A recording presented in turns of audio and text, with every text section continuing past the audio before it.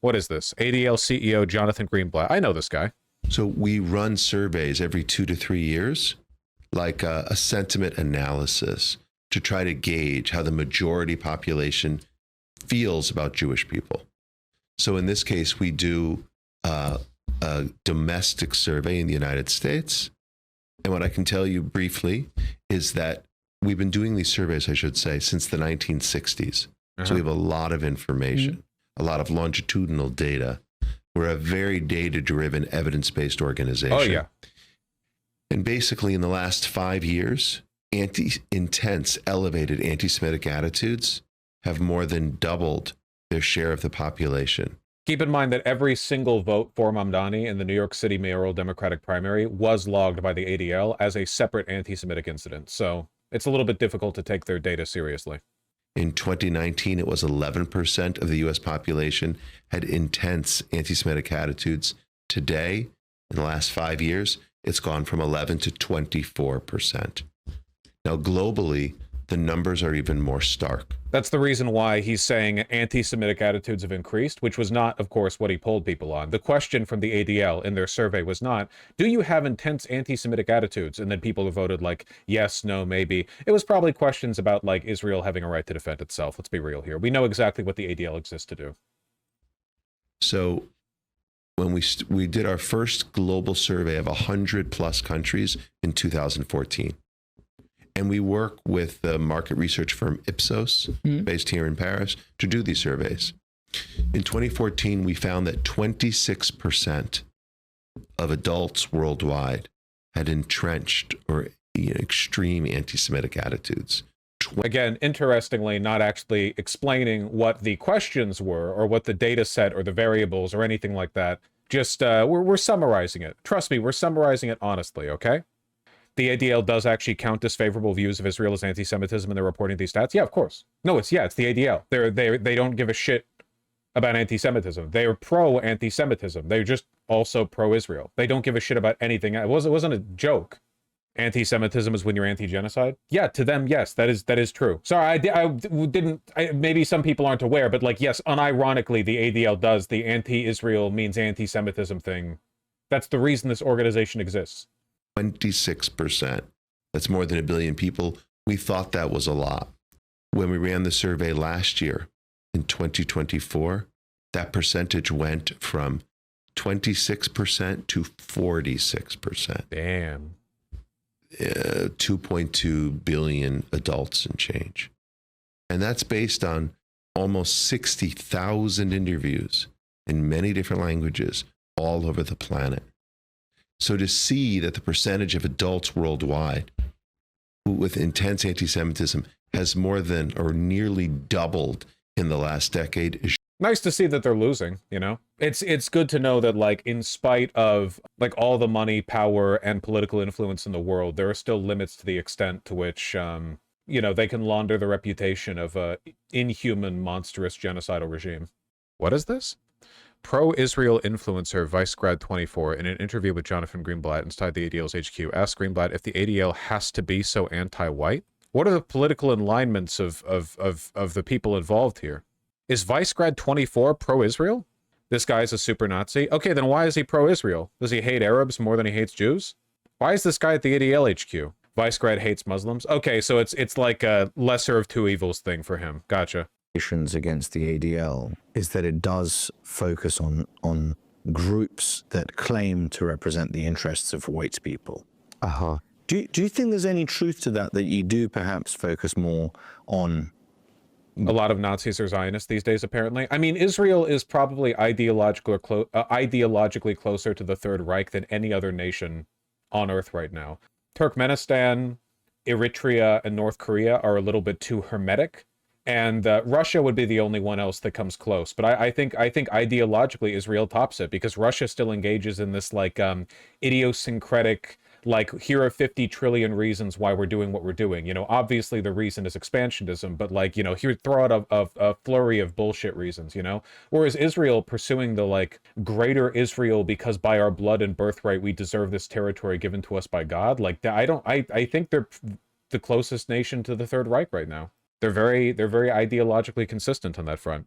white people more than anyone else. The reason I ask this question is I think Israel has done, and by extension the Jewish people have done several things right, and that is they have managed to preserve themselves as a group of people without a state. They've managed to successfully do that for a very long time. It's a wonderful saying that goes, for as long as the Jews have kept the Sabbath has kept the Jews. They've managed to retain a respect for their traditions and values. Even the unreligious Jews have a broad respect for.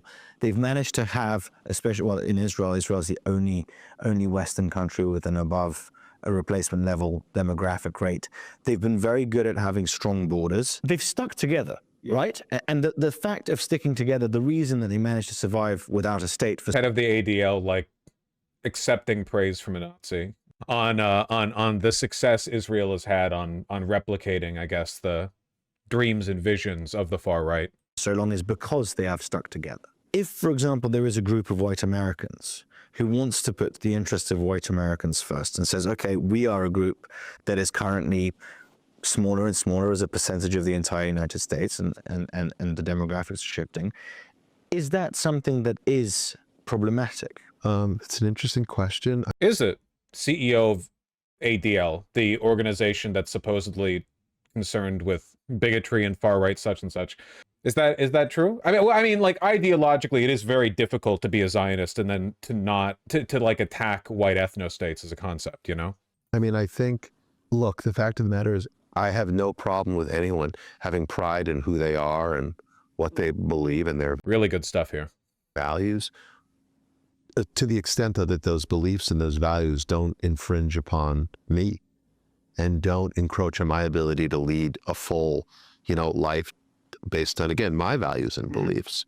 So I think typically the organizations who espouse a kind of white nationalism tend to have a view that's quite, let's just say, negative toward non-white people. As opposed to the Zionist project, which has no views negative towards non-Jews. That's true. I think there's lots of examples of that. Let me bounce back on that. I don't think that Jews have a negative attitude towards non-Jews, even though they put their own interests first. You're nodding to that. That's just straight up the dual loyalty. That's the Jews put the interests of other Jews ahead of the interests of the Goyim. You just nodded to that. You nodded to that. Jesus Christ. Vice Grad is like 2015 anti-refugee right wing. Okay, this guy's the CEO of the ADL.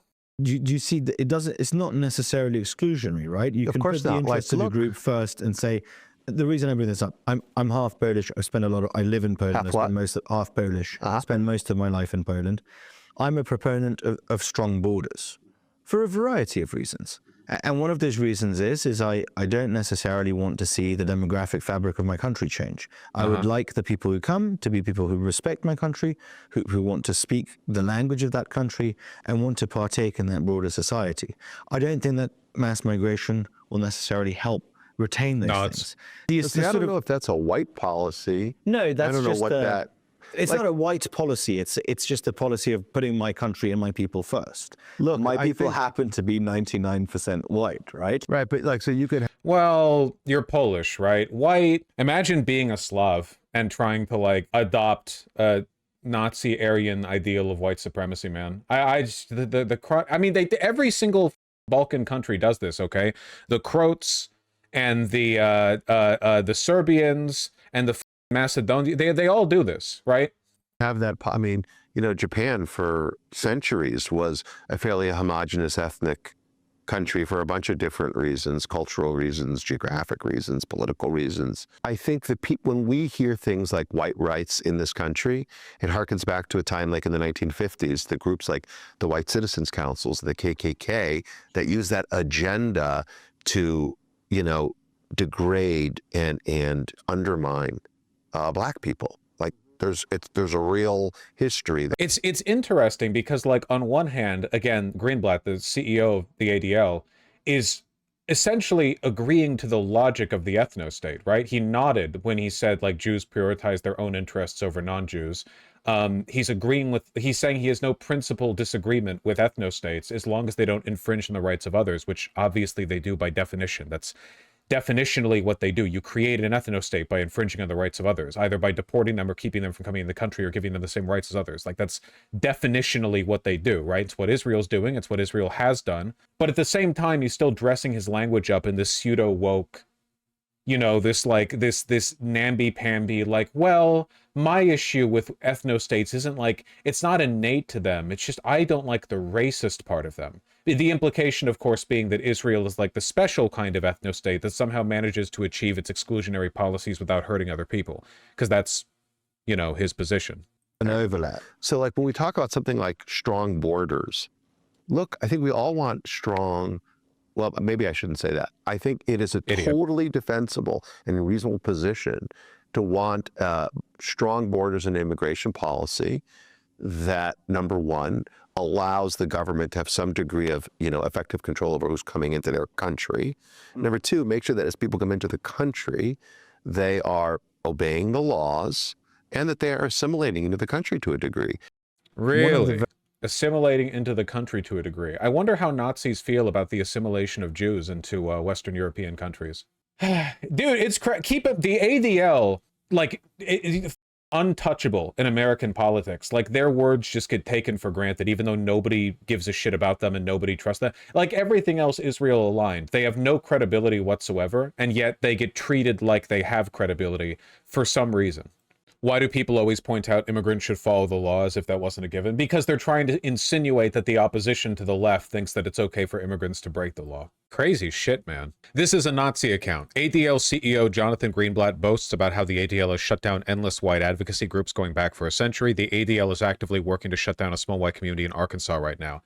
And from the perspective of this Nazi Twitter account, they are correct. They're being ideologically consistent. It is completely hypocritical for the ADL to give infinite credibility and credence to the Israeli ethno-state and then to turn around and say, like, well, you can't do that shit in America. You can do all that shit. You can have illegal settlements in the West Bank and gun down the residents there and take their homes and slaughter people as they're waiting for food. Oh, but, like, you know, God forbid racists form an all-white commune in Arkansas. Now, I'm opposed to both because I'm not a pussy and I have values. But from the perspective of Greenblatt, you know, you have to somehow thread a needle where you defend one but condemn the other.